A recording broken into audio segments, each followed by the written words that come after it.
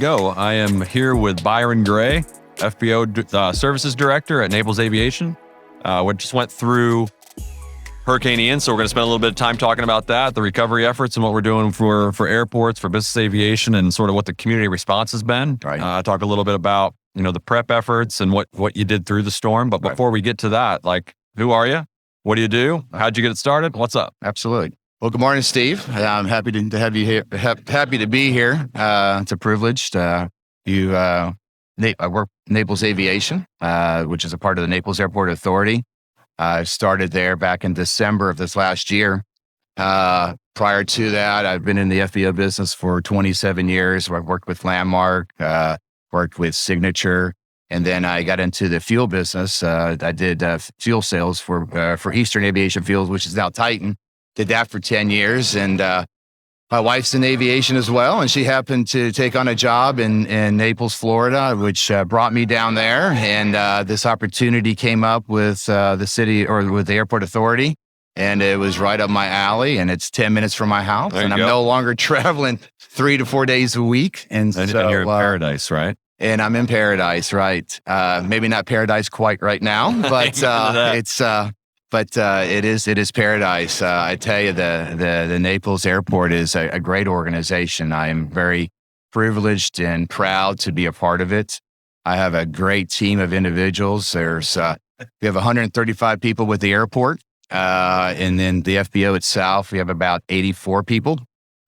Great staff. It's a lot of times, that city-run FBOs don't get a lot of credit for the amount of service that they provide, but I'm very proud of what we deliver to the public that we serve there. And for the base tenants at the airport, we have a large amount of base tenants, major corporations well. And Naples is a paradise city. It has a lot of second and third home owners that come down. Our main traffic is from the Northeast and from the Teterboro, New York area, and then Chicago. So, in terms of traffic, you've mentioned a number of times that you're seeing a significant increase of volume as of late, especially pre-storm and through COVID. Can you talk on that a little bit? Yeah, absolutely. So, prior to COVID, the amount of operations that we do during season can range from 200 to 300 events a day, right? So season technically starts probably right around Thanksgiving time and runs all the way to like Mother's Day, Easter timeframe. And so with the amount of traffic that we had pre-COVID,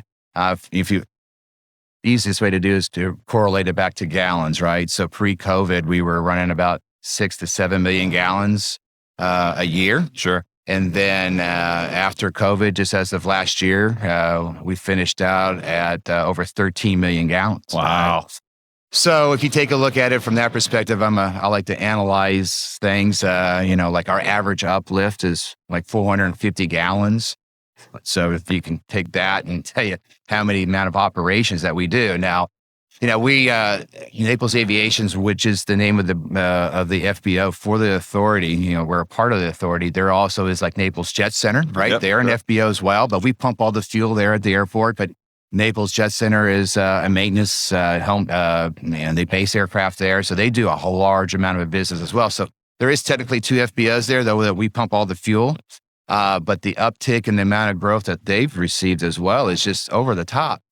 It's Florida never closed technically due to COVID, right? Right.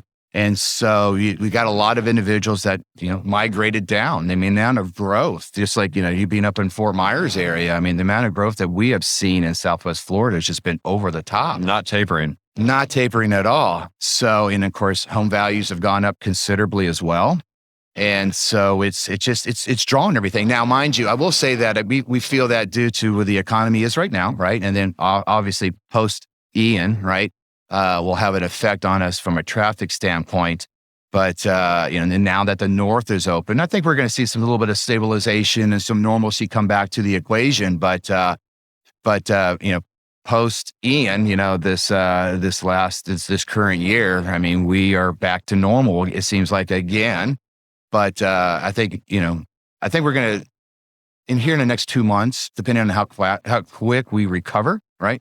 the beaches are still closed and that type of thing. We can get into that whole Ian event here in a minute, but Sure. we're going to have some impacts to that. It's going to slow down a little bit. So, but when you start seeing the car carriers coming down, dropping off the cars, and in the amount of people that come down for season, it's quite impressive. Right. It's good to see, and hopefully we continue to see that. Yeah, for sure. Absolutely. So, we're teasing it a little bit here, but obviously the topic at hand for us Southwest Florida locals is Ian. Right. And, I think it's important that we talk a little bit about that, what we did as a community as business aviation, what you did at the airport. Right. And I'd be curious to hear you talk about what you did leading up to it, right, during it. And then I think what we were talking about earlier today is really important about what's happened in the aftermath. Right. So, as it was coming up a couple days prior, you're in charge. What are you doing? Well, in any hurricane, obviously it's the intensity of it, right? So we started watching it when it was still down south of Cuba, knowing that it was going to come up to the west side of Florida. So you do your normals, your normal pre preparing, so you make sure you put away your non-essential things, right? So you can make it a little bit easier as the storm starts to approach, should something change, right? So what you do is you start talking to your customers, start talking to your tenants, making sure, what is your plans? What are you doing? Right. And then any non-essential equipment, you go ahead and just tuck it in corners. And then as the storm approaches and comes up further and you're watching the tracking of it, you're listening to where the possibilities where it's going to make landfall. And it's not also necessary where the eye makes landfall, but it's also the east side of the eye, the dirty side, right? And what happens to that side and how close are you to that? So anyway, we could continue to watch it. And as it got closer, we have a lot of aircraft that sit out on the ramp. So first steps is what vacancies do you have in your hangars, right? So, you start making plans on what your open spots are so you can secure those aircraft, talk to those customers. I think, communication is the key, right? And so, you do get some aircraft owners that are very particular about their aircraft, right? And also we had one section of T hangars that we were in the middle of a door overhaul. Hey boy. We're replacing hangar doors. Sure. And so we had one hangar where we couldn't get the door up. We just couldn't get it back up. So we had to clear out all of those aircraft. So not only did you have your aircraft that were out on the ramp, but then we had aircraft that were in hangars that we were concerned that we would lose that structure. So we had to move those as well, right? And then, so you secure your aircraft, you've had your communication, you talk to your staff, you make sure, their staff are preparing for their own homes as well, that their families are safe. And then you need to make sure you have a plan of action in place there to where who's going to stay, right? I mean, who's actually evacuating the area? Are you going to stay at your house? Or are you going inland, or what are you doing? So it's important for us to know that, because post-storm, we got to get the individuals back so we can get reopened depending on how bad the storm's going to impact you. So the track of the hurricane was unpredictable at best. And right. Certainly there was a lot of different predictions on where eventually it would fall. So 3 weeks and a day ago, we were thinking it was going to go to Tampa. Right. And then, you're taking the appropriate actions on behalf of the airport and the airport authorities. And then they start talking about it coming towards us. So at what point do you really sound the alarm, shut operations down? And what point in the day? Was that Tuesday? Was it Wednesday morning? Right. When did you stop all operations? Well, as the storm got closer, we realized that due to a trough line that it was going to kick it over. So it wasn't going to go up to the Panhandle or Cedar Key. Then it went to Tampa. Right. And then come Monday into Tuesday, it's no, it's actually going to, hit the Sanibel, Fort Myers area. So it was Monday that we realized that we were going to run operations all the way up until Tuesday late Tuesday, right? We're closed Tuesday at 8:00, right? But it was probably about 5:00 Tuesday afternoon when Collier County or Lee County for yourself up in Fort Myers did a mandatory evacuation for Zone A, right? Which basically a lot of it is anything west of Highway 41. And so it was 5:15 in the afternoon when I called back out to the airport, because I had just left when I got the notification, mandatory evacuation. So we shut down then. At 5:15 Tuesday afternoons when we shut down, We left one FBO ops person there, one airport ops person, and then 4 ARF individuals at the ARF station. So there were 6 individuals on site for the entire event. So 5:15 Tuesday afternoon. And then the storm event obviously took place on Wednesday. And then Thursday morning at 8 o'clock, we were there to start trying to clean up the mess. Yeah. So we had, just for perspective for those listening, is we had a 60-mile wide eye wall, Right. going 8 miles an hour, Right. and chewing our coast apart. Right. I mean, just hammering us. That was a very, very long day. Yeah. It was. So storm passes. You're there 8 a.m. Thursday morning. What happened to the airport? What did you see? So the eye passed us and made impact, and the leading edge of the eye wasn't as eventful for us. It was after the eye. It was the storm surge that took the greatest amount of impact, and that hit us. So the airport, we sit right on the Gordon River, which attaches right into the Gulf of Mexico. And so we took on, since it came in at a high tide, right? We took on about 5 feet of water throughout the entire airport. Now it did not, it made it to the doorsteps of our newly remodeled terminal building. That's right. This is beautiful. And Just finished it. We moved back in last November. And then we have an older commercial terminal where the car rental companies are, right? And it made it all the way to the doorsteps of that. The ARF station stayed dry. Customs did not get wet either. The customs facility is right next to the ARF station. It's a new facility. So everything that was new did very well. Any of the old existing structures did not have any water impact, but it came right up to the doorsteps of it. But a lot of T hangers, the fuel farm all took on 4 feet of water. All the runway light system. That was the biggest impact that we had. You had 5 feet of water sitting on the runway. Yeah, white caps over the signs. Like you were saying, white caps over the signs. So the signage getting blown around, and lights are obviously trashed. The signs actually did well. They it wasn't so much of a rushing storm. I mean, it was white caps. It was running in, right? 30 minutes. That's how long it took for it to breach over the end of the runway all the way across. Right. Of course, it took hours to come back down. Of course, so the signage actually, the structures themselves did fairly well. The problem is it's the salt water, right? And that's what intrudes upon the electrical system that will do the damage. And it may work today, but the problem is what's going to happen 2, 3, 4 weeks down, a month down the road, you're going to start having what I call gremlins, and one day it works and the next day it's not, so you got to get in there and start assessing how can you get this back up in operation and what's the long-term effect going to be. Right. So that's perfect segue, right? So, All right, storm recedes. Right. Just for perspective, real quick, like it came up 5 feet in about 30 minutes. So from ankle deep to shoulder height. Right. In 30 minutes. I mean, that is a significant volume of water. Yes. Water, cars were underwater, everywhere. Everything was relatively shot. So you get your staff back on site. Right. You're evaluating the airport. Right. Time to put it back together. You got to start catching birds. Right. So what's that look like? How does the community start reacting? We were talking earlier about that, and I think it's really important to touch on that a little bit as well.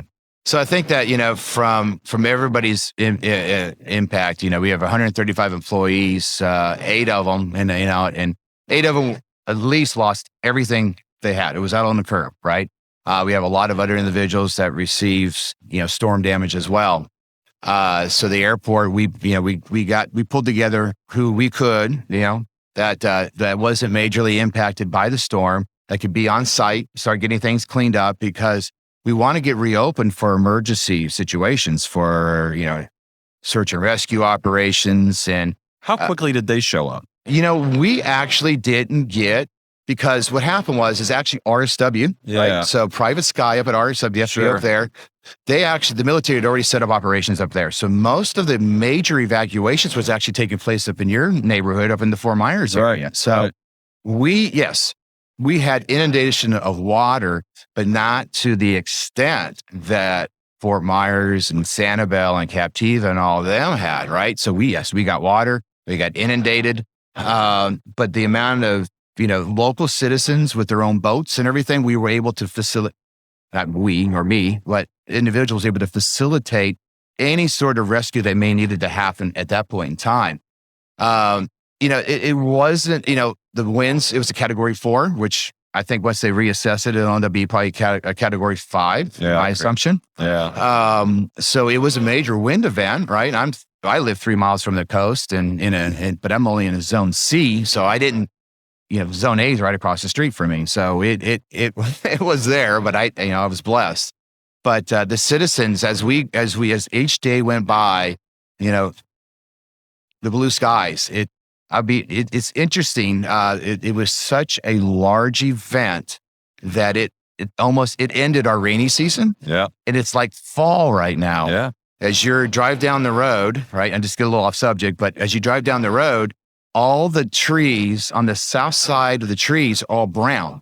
All the leaves on the north side of the trees are green.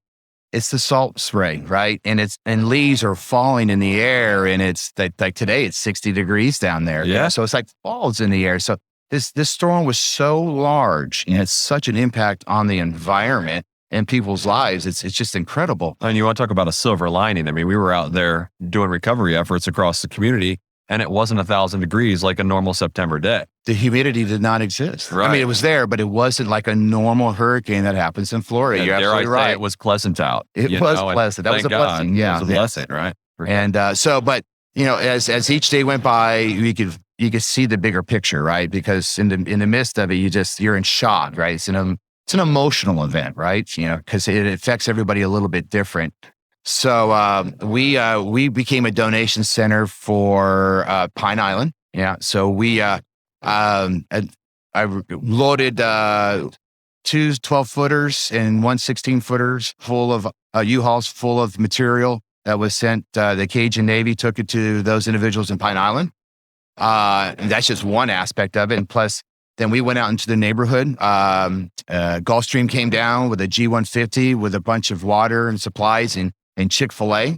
And we gathered that and we went out into the adjacent neighborhoods that are around the airport that were totally devastated and their lives are out on the curb.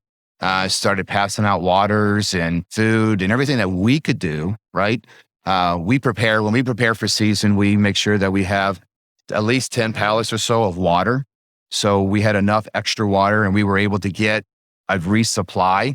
So we took that immediate water out and gave it to the city of Naples to help for crash, fire, and rescue from their regard. And then took another van out and went into the neighborhoods and distributed water from there. We had a large amount of staff go to individuals' houses and help them, just like yourself, start gutting your house, getting it clean and getting it. The quicker you can get it clean, so you can get it dry. Right out of that. Yeah. So and then you had that aspect, and then you got the humanitarian aspect for animals. We had numerous flights with 150 animals. 50 dogs, and the rest are cats, and vice versa. And so shipping them out, we had then they would go out and do runs to multiple different states to distribute these animals for the Humane Society.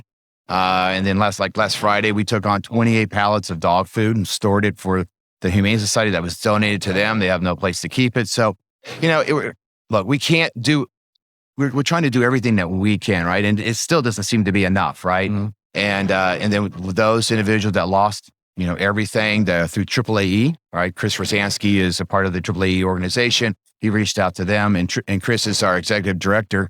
Was able to secure a donation through the AAAE to help those individuals in need. So it's just what can we do for you? That's a question I ask you, Steve. It's like, what can you do for individuals that have lost everything? And I think now once you got the cleanup done, you got labor support. Now we got to wait out the recovery from funding, right? From the insurance companies and such. So every day is a new day, and as the whole world continues to move on, we continue to recover and help each other and support each other. Yeah, I think that's important. Like anybody listening that's looking for a way to help, at this point, it's about American Red Cross or the GoFundMe pages that are floating around, and certainly like what you guys are doing to raise the funds is kind of where we're at. Most of the cleanup, at least in the inland areas, if you will, by us, we're over the hump a little bit. So it's nice to feel like we're turning the corner. I think also important, Byron, that we talk about the response of the aviation community. Right. You had indicated earlier that you're fully operational now, including night operations. Yes. You mentioned the support of a number of ancillary agencies that came down to help you out, and to talk about that a little bit. So basically, as of last Friday evening, we were able to reopen one of the runways for nighttime ops.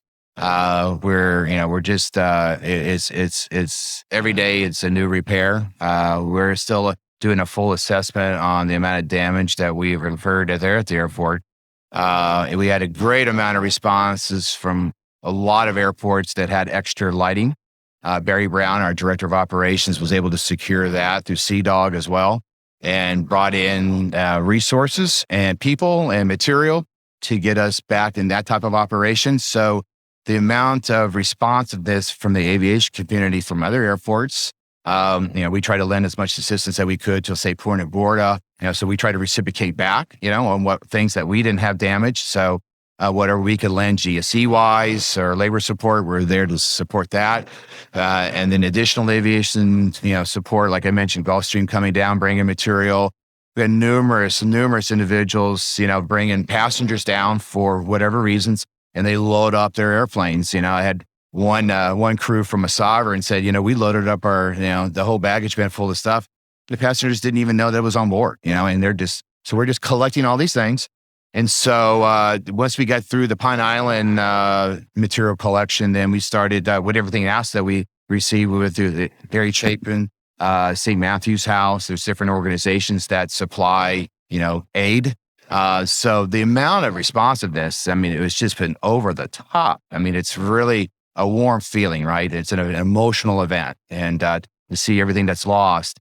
So now the material's there, right? And the continued support from that. So it's been awesome. I can't say enough thank yous. It's awesome to watch the good come out of such devastation. Right. The way the community has, I had indicated earlier, there was a 6-year-old little girl on my doorstep the day after the hurricane with hot dogs. Right. I don't know who that little human was, but she thought I needed some hot dogs. Right.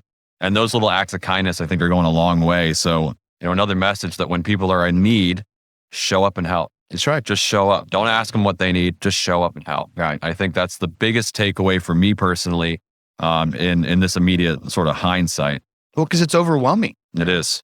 And it's hard it's remarkable. It's still hard to ask for help. It is. It is very hard to ask for help. You're in dire straits for it. Yeah. Right. Let me know if you need anything. Oh, okay, I will. Yeah. And I need everything. Exactly. So what do you do with that? And it's not a laughing matter, but it's just so true. It's yeah. So cleanup efforts are underway. You're getting your footing back under you at the airport. You're fully operational. Staff is as good as they can be considering the circumstances. Outside of the hurricane, the recovery, and all those sorts of things, what are you looking forward to in the next 12 to 18 months? What excites you? What are you guys doing? Major initiatives? Anything? Right. So from that perspective, season, like I said, starts in Thanksgiving, runs to April. Not sure exactly how season's going to shape out for us right now, because we still have several major hotels that are closed till January. The water is not the best to swim in right now, so it's not paradise right now. Yeah, and so we'll get there. Yeah, we'll get there. It will be long, and so that's we're not quite sure what's going to happen from that standpoint in regards to business, right? But we are getting a good flow still. But the initiatives. So me coming in December. It was a great organization. It was basically what happened was we split the responsibilities. Barry Brown took over airport ops because it was combined as one person. So Barry Brown took over airport ops. I took over the FBO ops. FBO business is what I know. And it was a great, well-run organization from a standpoint of the people. What we needed to do was to better organize the structure. So the Naples Aviation, Naples Airport Authority is a very popular airport, right? During season, it's one of the top 5, right? Yeah. And so with that being said, it needs to show that too. And so we're a gateway to the community. We are responsible in the community. Noise is a big factor and importance to us, right? And how it affects the community. That's been a big source of contention over the last several years due to our growth and success. So we have a fly safe, fly quiet program, which is a curfew hour from 10 o'clock at night, voluntary curfew from 10 o'clock at night to 6 o'clock in the morning. We actually altered our fueling hours to help support that a little bit. You know, we have there's a neighborhood that's around us, and we had to be responsible for that.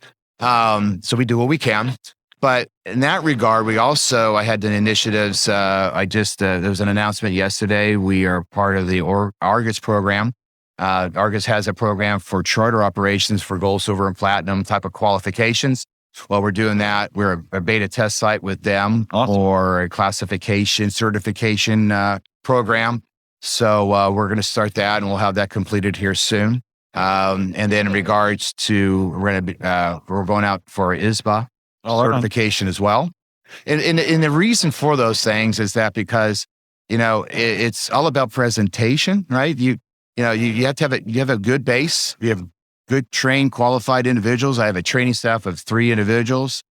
Through your X-1 program support, we are able to better our efficiencies in fueling and reducing our fueling delays. So we've tried to utilize all of our programs, whether it's software, our trucks, and through AvFuel and through our training staff, is to be very highly qualified. My goal is I want everybody to come in and leave in the same shape, right? Safety wise, absolutely. It's a perception, right? And so how you pull onto the ramp and what you see, right? Is the aircraft properly chalked? Are they coned? Not that a cone will prevent something from being, it's not a physical barrier, but it's a representation. It denotes something of concern. So through our equipment, we spend a lot of money on our GSE equipment as well.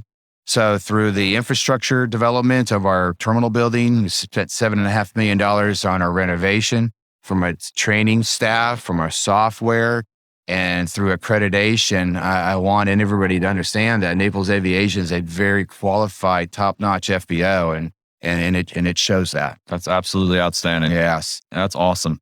Well, look, I think it's time to wrap here. Absolutely. I appreciate your time, Byron. Always a pleasure to talk to you. Absolutely. If you need anything from us, I'm going to do what I ask people not to do. If you need anything from me, just let me know. Right? Yeah, right. Yeah, so I appreciate it. But yeah, thanks for your time, and we'll see you soon. Absolutely. Thank you, Steve. You bet. All right, take care.